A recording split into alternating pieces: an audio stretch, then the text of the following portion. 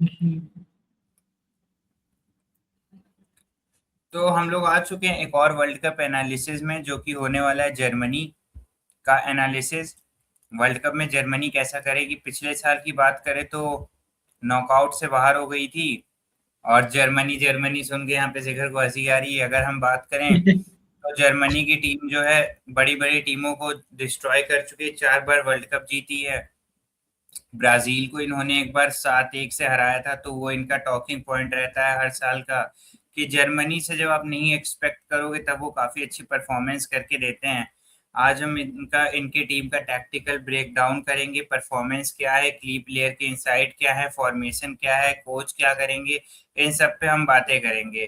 तो इनके कोच जो हैं जूलियन नागल्समैन होने वाले हैं, जो कि 2 साल पहले तक बायर्न म्यूनिख के कोच थे।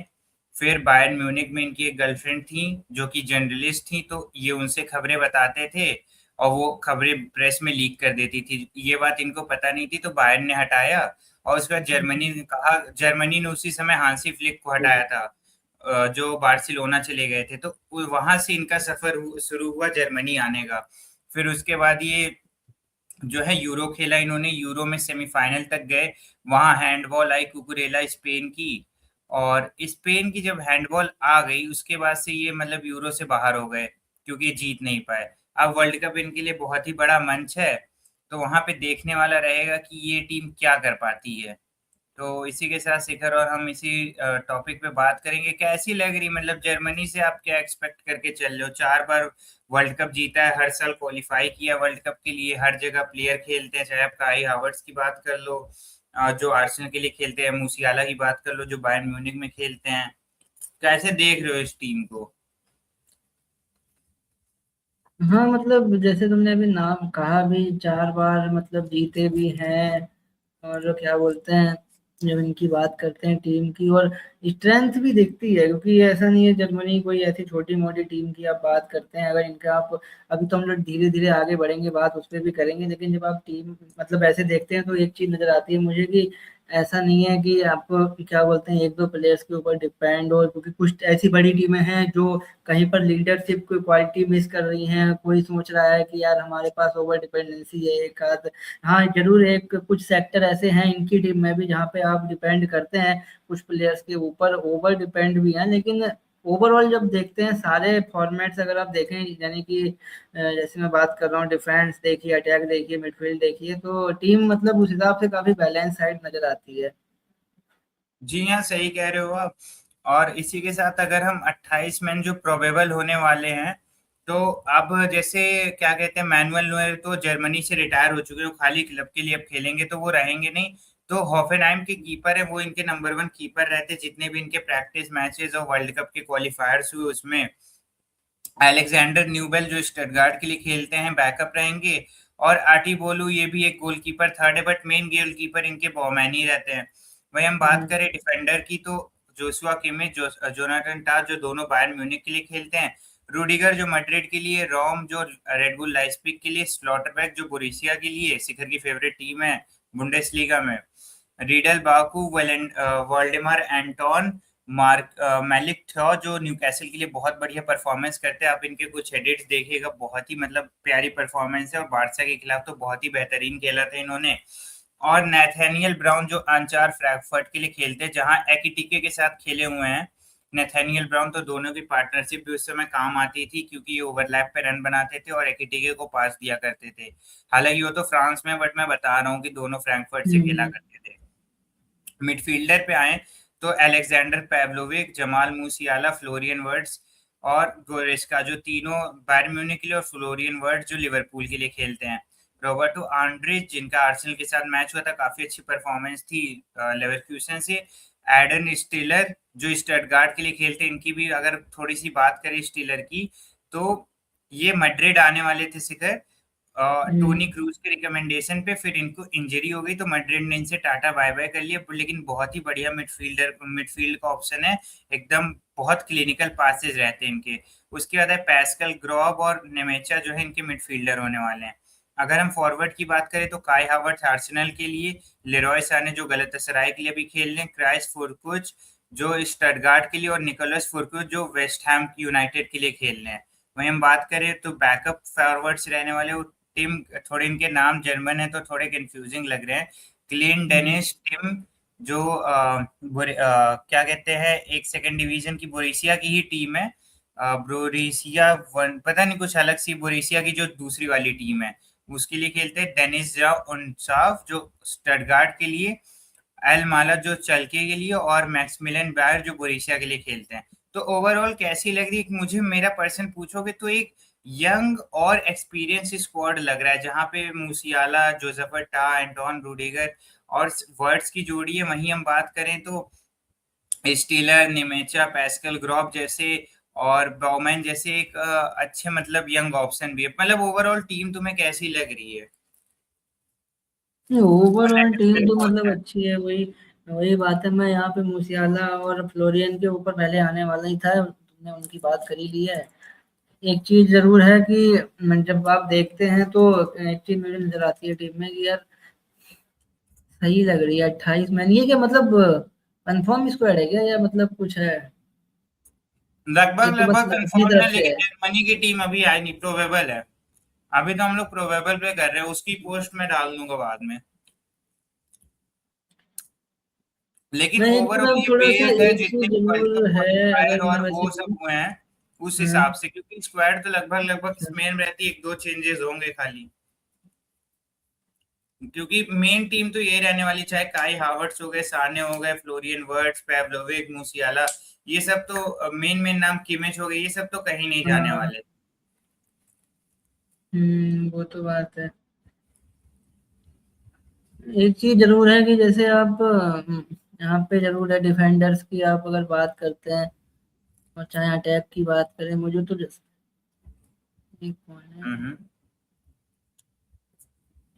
टीम वैसे तो सही नजर आती है, लेकिन कुछ चीजें हैं इनके में। जैसे आप लेफ्ट फ्लैंक की अगर आप बात कर रहे हैं ना, तो जैसे तो वहां पे मुझे डिफेंस में थोड़ी सी दिक्कत लगती है कभी कभी इनके में है कुछ चीजें। अब जैसे यहाँ पे डेविड की बात करें, डेविड रॉम वहां पे है, तो इनका लेफ्ट फ्लैंक में कभी कभी ऐसा भी हो जाता है कि बीच में कुछ गैप्स, जो मतलब वही जो हम लोग कभी कभी बात भी करते हैं ना कुछ टीमों की, कि आपके जो है डिफेंस में उस तरह के गैप बन जाते हैं जिसको अगर आप फिल नहीं करेंगे, फिर अपोजिशन जो होगी वो बीच में से जो है निकल के गोल मार सकती है। तो उस तरह का थोड़ा सा सीन रहता है। लेकिन एक चीज मुझे जो अच्छी लगती है, बैलेंस साइड तुमने भी कहा ही है, और यंगस्टर हैं, नए खिलाड़ी भी हैं, पुराने भी खिलाड़ी हैं, और बहुत सारे नाम इसमें अच्छे भी लग नजर आ रहे हैं मुझे।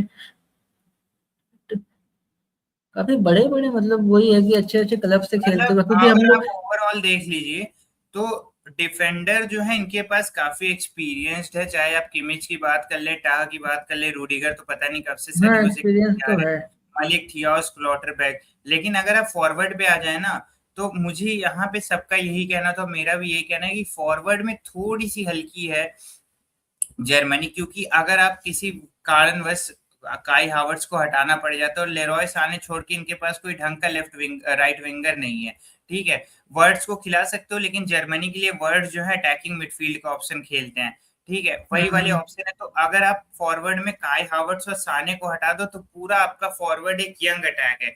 वहीं अगर हम बात करें तो डिफेंस में अगर आप देखोगे तो रीडल बाकू और मलिक थियाओ को छोड़ दीजिए आप, तो सारे एक्सपीरियंस्ड हैं, ठीक है। नथानियल ब्राउन, ये तीन को छोड़ दीजिए तो स्लॉटरबैक भी 3-4 सालों से खेलते आ रहे हैं। रूडिगर तो पता नहीं जब से आर सॉरी मैड्रिड ने चैंपियंस लीग जीती थी तब से वो स्क्वाड के साथ जुड़े हुए हैं, चेल्सी के लिए भी खेल चुके हैं।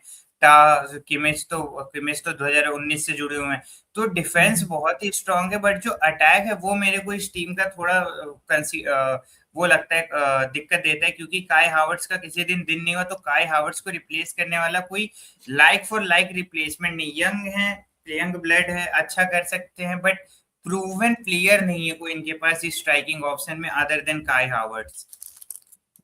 नहीं लेकिन एक चीज ये भी तो इनके अटैक में है ना थोड़ी सी, कि जैसे आप न्यूजीलिया की बात करी, काइल हावर्ट की बात की, तो इसमें ये एक चीज तो है ना कि इनके मतलब अटैक में या मिडफील्ड में एक चीज है कि मतलब स्विच भी तो करने में माहिर है टीम में। अगर इनकी इनकी बात करें जर्मनी की, तो ऐसा नहीं है कि एक ही मतलब बिल्कुल आप जो क्या वर्ड होता है, मतलब अटैक जो है फिक्स नहीं है।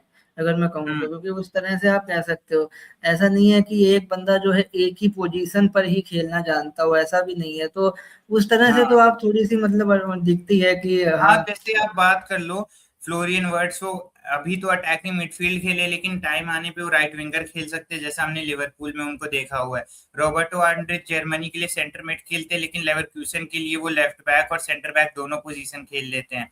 वहीं हम पेव्लोविक की बात करें तो पेव्लोविक सीडीएम खेलते हैं, लेकिन पिछले मैच में जो क्या कहते हैं इनके साथ हुआ था, पीएसजी के साथ, उस मैच में ये सेंटर बैक खेल गए थे। तो इनके पास जो मिडफील्डर और डिफेंडर है ये काफी ओवरलैप वाले हैं कि मार्क करना भी मुश्किल रहता है। किमेज की बात कर ले तो वो राइट मिडफील्डर भी खेल लेते हैं और राइट बैक भी खेल लेते हैं।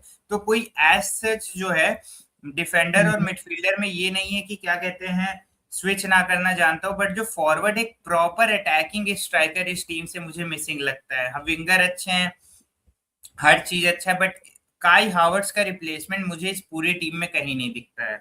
और ये वर्ल्ड कप यही प्रॉब्लम थी कि आप जो है वर्ल्ड कप के जो तैयारी वाले मैचेस हाँ, चल रहे ये थे वहां पे चीज़। आपको गोल मारने में दिक्कत हो रही थी, क्योंकि अब मुलर भी जा चुके हैं ना। दो इनकी मेन बात है कि थॉमस मुलर और मैनुअल नूयर, दो एक्सपीरियंस बंदे इस टीम से जा चुके हैं, तो टीम का स्ट्रक्चर थोड़ा चेंज हुआ है। मैं चाहूंगा आगे भी बढ़ा दो और तुम्हें कुछ बात करनी कर लो। हाँ, वो तो है। अच्छा, इन पे ज़रा इतना बात नहीं कही है, अगर अलेक्जेंडर जो ये मिडफ़ील्ड वाले हैं हम्म। बायर्न म्यूनिख के, इनकी अगर हम लोग थोड़ा-सा जैसे बात करेंगे, जैसे तुमने काई हावर्ट्ज़ की बात की ना, और चलो फॉरवर्ड की बात हो रही, बट मिडफ़ील्ड में ये भी एक ऐसा नाम है अगर हम जिनकी बात कर सकते हैं कि थोड़ा-सा ज़्यादा नहीं, इनकी ज़्यादा एज भी नहीं है, यंग ही हैं अभी तो। लेकिन एक चीज़ हाँ है इनमें कि कंट्रोल की जो मतलब बात करते हैं ना, कभी-कभी हम मिडफ़ील्ड में बात करते हैं कि अगर मिडफ़ील्ड में आपकी टीम का कंट्रोल अच्छा है, तो शायद इसलिए लगा रहा हूँ क्योंकि हमने ऐसा भी मैच देखे हैं जहाँ पे मिडफ़ील्ड के बिना भी टीमें जो है अच्छा खेली हैं। बट मिडफील्ड में जब आपका कंट्रोल रहता है तो आपके डिफेंस को भी फायदा रहता है और अटैक को तो फायदा रहता ही है। तो मेरे को ऐसा लगता है कि अलेक्जेंडर का नाम मैंने सुना है बीच बीच में कभी कभी इनकी, क्योंकि बैरन म्यूनिक से खेलती भी हैं और है इनमें वो पोटेंशियल तो है। मतलब वही बात है ना, बायर्न म्यूनिक और बोरुसिया के इनके पास सारे अच्छे अच्छे प्लेयर्स है, क्योंकि वहीं की होम लीग है। तो वही वाली हम्म। बात है। अच्छा, अब हम स्ट्रक्चर पे आए। मैनुअल नुअर के जाने के बाद से एलेक्स बॉमेन जो है वो इनके नंबर वन कीपर बन गए हैं। और हम्म। क्योंकि पहले तो इनके नंबर वन कीपर टर स्टेगन होते थे, बट उनकी फॉर्म कुछ अच्छी रही नहीं, इंजरी क्राइसिस हो गया, इस वजह से बॉमैन है। अगर हम इनकी फॉर्मेशन की बात करें तो फॉर्मेशन में नैगल्समैन को हमेशा 4-2-3-1 खिलाना पसंद है, क्योंकि ये दो सेंट्रल डिफेंसिव मिडफील्डर के साथ जाना पसंद करते हैं। वर्ड्स को, मूसियाला को और साने को ये मिडफील्ड की जिम्मेदारी देते हैं, वहीं पे मतलब अटैकिंग मिडफील्ड की, और काय हावर्ट्स को सेंट्रली माउंट किया जाता है जहां पे वो स्ट्राइकर का रोल निभा पाए।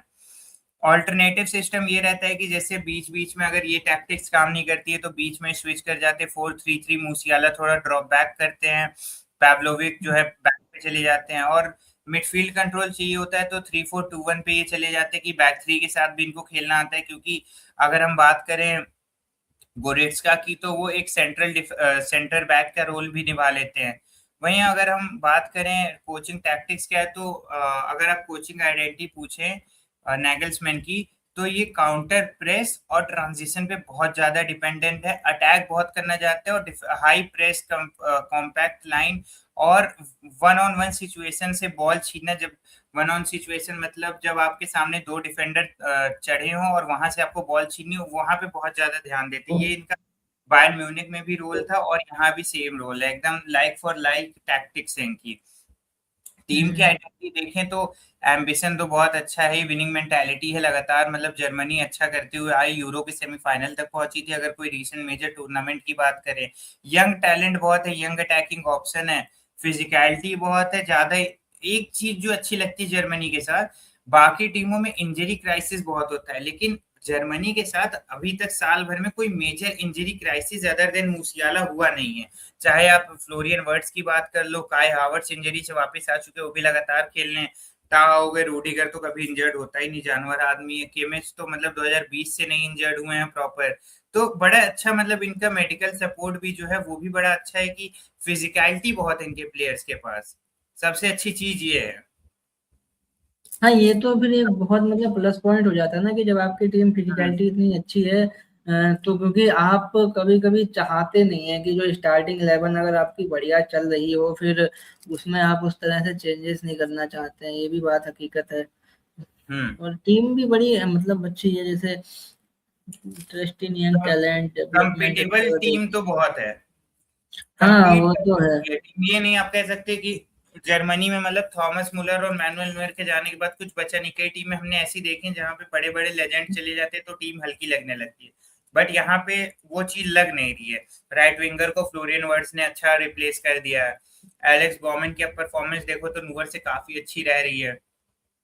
अगर आप कंपैरिजन करें होफेनहाइम और बायरन म्यूनिक में, तो उसका मैं कंपैरिजन डालना भूल गया। बॉमन का ये थोड़ा सा भाई पता है, ये वही वाली मतलब टीम हो जाती है ना, कि जैसे अब जर्मनी की बात करते हैं तो जब वैसे देखोगे, अगर आपको थोड़ा बहुत भी समझ में आएगा, कहोगे कि मतलब सब ठीक है। तो फिर बात होती है कि जब हम लोग कुछ ना कुछ देखेंगे और डेप्थ में जाने की कोशिश करेंगे, तो जैसे मैं, वही है ना कि हम लोगों को कहीं हर चीज में फिर कहीं ना कहीं थोड़ी बहुत तो आपको कमी नजर ही आती है। अब जैसे मैं हूँ, मेरे को ऐसा लग रहा है कि जर्मनी में सब कुछ ठीक है, लेफ्ट विंग पे कहीं पे दिक्कत मुझे लगती है कि ऐसा हो सकता है कि कहीं पे कुछ हो जाए कांड। थोड़े हम्म। बहुत बोल्ड स्टेटमेंट देने पड़ते हैं कि क्या पता अगर बात क्लिक हो जाए तो फिर थोड़ा सा मैं कह दूंगा कि मैंने कहा था ऐसा करके। लेकिन फिर भी अगर टीम देखिए, मिडफील्ड वाली बात है, मैं तो जाऊंगा जर्मनी के मिडफील्ड के साथ, कि मिडफील्ड अच्छा काम कर देता है तो इनका काम हो मिडफील्ड के जाएगा। साथ और इनकी आगे सबसे अच्छी चीज ये है कि इनके मिडफील्डर को अटैक भी करना आता है, डिफेंड भी हाँ करना ये आता बात है। है। अगर गलती से कोई अटैकर इंजर्ड हो गया तो इनका मिडफील्ड जाके उसकी जगह ले लेगा, कोई सेंटर बैक इंजर्ड हो गया तो इनका सीडीएम जाके जगह ले लेगा। सबसे अच्छी चीज पैव्लोविक और गोरेट्सका के साथ में यही है कि वो सीडीएम भी खेल लेते हैं और सेंटर बैक भी खेल लेते हैं। और वही चीज मूसियाला और साने और वर्ड्स के साथ भी, कि वो अटैकिंग मिडफील्ड भी खेल लेते हैं और विंगर्स एंड स्ट्राइकर भी खेल लेते हैं। ये चीज अच्छी है कि इनके में कोई फिक्स पोजीशन नहीं है, जिससे फायदा ही होता है टीम को। क्योंकि कभी कभी आपको जैसे हम लोगों ने अभी देखे भी लिवरपूल को, जब कहीं कहीं पर कोच साहब ने इधर उधर के प्लेयर इधर उधर कर दिया तो उनको थोड़ी सी दिक्कत हुई, हम्म। रिजल्ट में भी फर्क पड़ा। लेकिन अब जब इस तरह की टीम होती है, इतनी फ्लेक्सिबिलिटी होती है, तो आपको इतना ज्यादा फर्क नहीं पड़ता कि आप इधर उधर हम्म। उठा के रख दीजिए किसी को। चलिए आगे अब बढ़ते हैं। अगर हम बात करते हैं प्रोस और स्ट्रेंथ क्या है और कॉन्स क्या है, तो पहले तो प्रोस पे आ जाते हैं। टैलेंट बहुत है, बहुत ही अच्छा खासा टैलेंट है। सारे एकेडमी ग्रेजुएट्स अच्छी अच्छी जगह से आ रहे हैं। चाहे बोरिसिया का आप स्काउटिंग देख लो, बोरिसिया का scouting one of the best scouting माना जाता है after Brighton and SL Benfica. Tactical flexibility बहुत है। टीम आप शुरू करोगे 4-3-3, बीच में कब चेंज हो जाएगा आपको पता नहीं चलेगा। अटैक में बहुत ज्यादा डेप्थ है।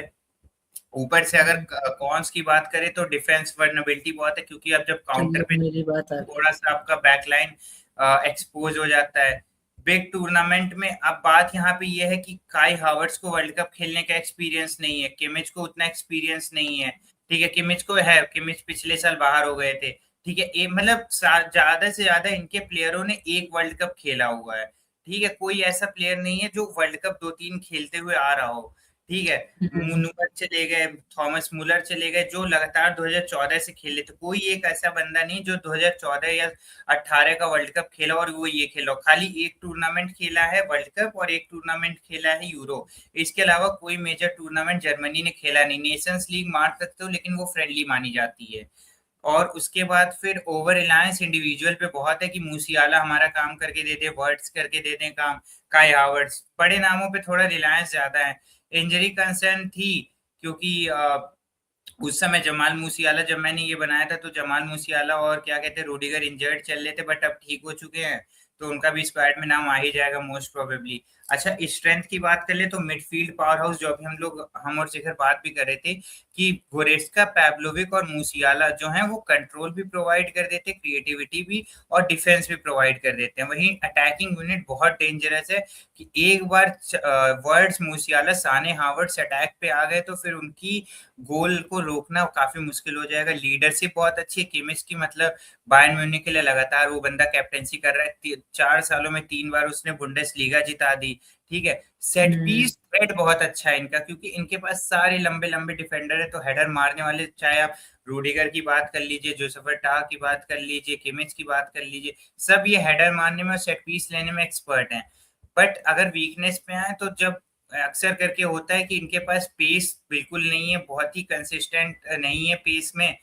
एक प्रॉपर नंबर 9 जिसको आप कहते हैं कि फॉल्स 9 की पोजीशन, जो मिडफील्ड में भी रहता है और अटैक भी करने चले जाता है, वो इनके पास मिसिंग दिखता है। जैसे जो काम जूड बेलिंगम 2024 में मैड्रिड के लिए करके दे रहे थे, वैसा कोई इनके पास प्लेयर नहीं है।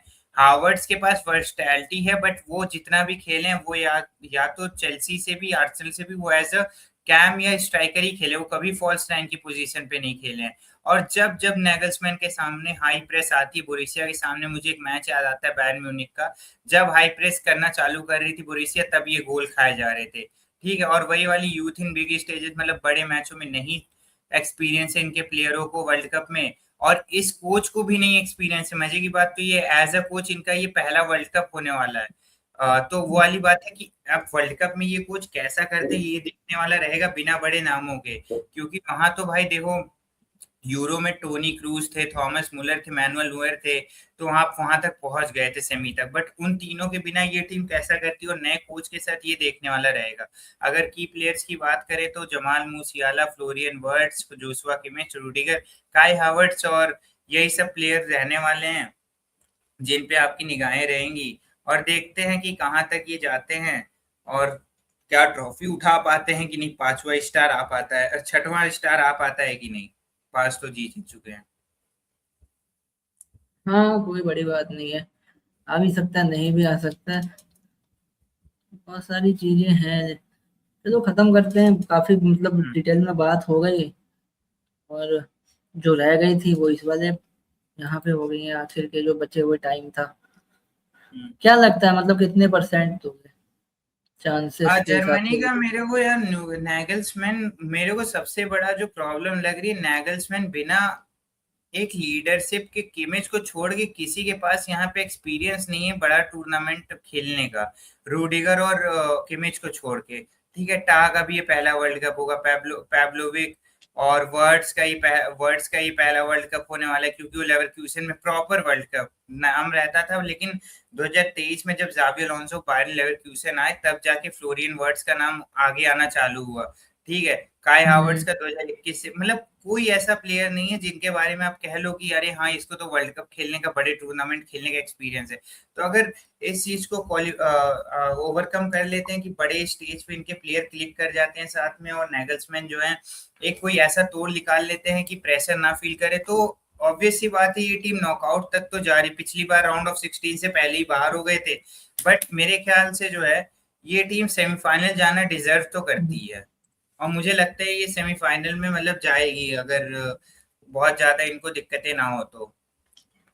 नहीं, जर्मनी का रहा भी है ना थोड़ा सा इतिहास की, ये चौंका सकते हैं। अगर आप कभी कभी इनसे कम उम्मीदें रखें तब भी आपको चौंकाएंगे, हाँ। और आप उम्मीदें इनसे ज्यादा रखेंगे, पहली बात तो यह है कि जिस तरह की टीम है, छोटी मोटी टीम है नहीं। चलिए मिलते हैं आपसे अगले वीडियो में।